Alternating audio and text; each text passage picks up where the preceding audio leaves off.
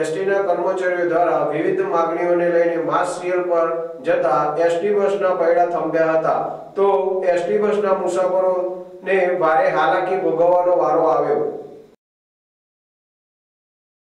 સાબરકાંઠા જિલ્લા સહિત પ્રાંતિજ ડેપોના 255 કર્મચારીઓ પણ વિવિધ પડતર માંગણીઓના મુદ્દે એક દિવસની માસ સિયલ પર જતા પ્રાંતિજ એસટી ડેપોની 50 બસોના પૈડા થંભ્યા હતા, તો પ્રાંતિજ ડેપોના 3.5 લાખ રૂપિયાનું નુકસાન થયું છે। તો એસટી કર્મચારીઓ દ્વારા પ્રાંતિજ બસ ડેપો ઉપર એકત્રિત થઈને સૂત્રોચ્ચાર કર્યા હતા, જેમાં મુખ્યમંત્રી વિજયભાઈ રૂપાણી તથા નાયબ મુખ્યમંત્રી નીતિનભાઈ પટેલ વિરુદ્ધ સૂત્રોચ્ચાર કરી તેમની હાય બોલાવી હતી। તો એસટી બસ સેવા બંધ રહેતા પ્રાંતિજ સહિત તાલુકામાં એસટી બસના મુસાફરોને ભારે પરેશાનીનો સામનો કરવો પડ્યો હતો। તો બીજી બાજુ બસ સેવા બંધ રહેતા વિદ્યાર્થીઓ અને એસટી બસમાં કાયમી અપડાઉન કરતા કર્મચારીઓને પણ મુશ્કેલીનો સામનો કરવો પડ્યો હતો અને ખાનગી વાહનોમાં તગડું ભાડું આપીને બેસવા મજબૂર થવું પડ્યું હતું। તો હાલ તો એસટી કર્મચારીઓ દ્વારા તેમની માંગણીઓ નહીં સ્વીકારવામાં આવે તો ઉગ્ર આંદોલનની ચીમકી પણ ઉચ્ચારવામાં આવી છે। ઉમંગ રાવલ સાથે નિતેશ શાહ, ZS TV પ્રાંતિજ।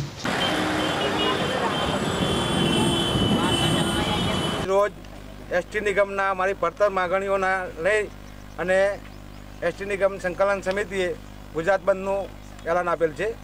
ઘણા સમયથી અમારી માગણીઓ સરકારને વારંવાર રજૂઆત કરવા છતાં પણ કાને ધરેલ નથી અને ના છૂટકે અમારી માગણીઓ લઈ અને આજે એક માસ સિયલનું એસટી બંધનું એલાન આપેલ છે અને હજુ પણ સરકાર જો કશું આગળ પગલાં નહીં લે તો અમારી સંકલ્પ સમિતિ જે નિર્ણય લેશે એ આગળની કાર્યવાહી સુધીનો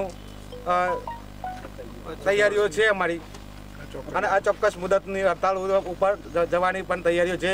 જેલ ભરો આંદોલન પણ કરશું। જ્યાં સુધી અમારા પ્રશ્નોનું નિવારણ નહીં આવે ત્યાં સુધી એસટી એના પૈડા થંભી જવાના છે અને અમે મુસાફર જનતાની પણ અમને સાથ આપે।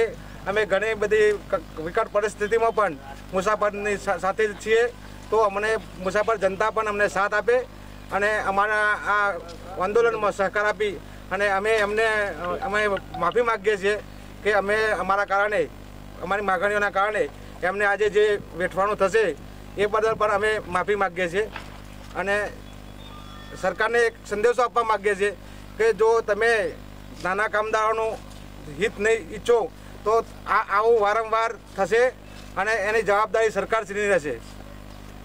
મૂકી રહ્યું છે ઘણા પણ એવા વ્યક્તિઓ છે જે સિંગલ વ્યક્તિઓ પણ આમાં કામ કરે છે, જે આટલા પગારમાં ઘરનું પૂરું કરી શકતા નથી। ધીરે ધીરે શૈક્ષણિક બાબતોમાં પણ એટલી મોંઘવારી વધી ગઈ છે કે પોતાના બાળકોનું પણ એ પૂરું કરી શકતા નથી। તો આ અનુસંધાનમાં અમને 7મો પગાર પણ જલ્દીમાં જલ્દી પૂરું કરવું એ એવી અમારી માગણી છે। અમે અમારા હકથી માગીએ છીએ, અમારા વટથી માગીએ છીએ, કોઈ ભીખ માગી રહ્યા નથી। બસ, જય હિન્દ।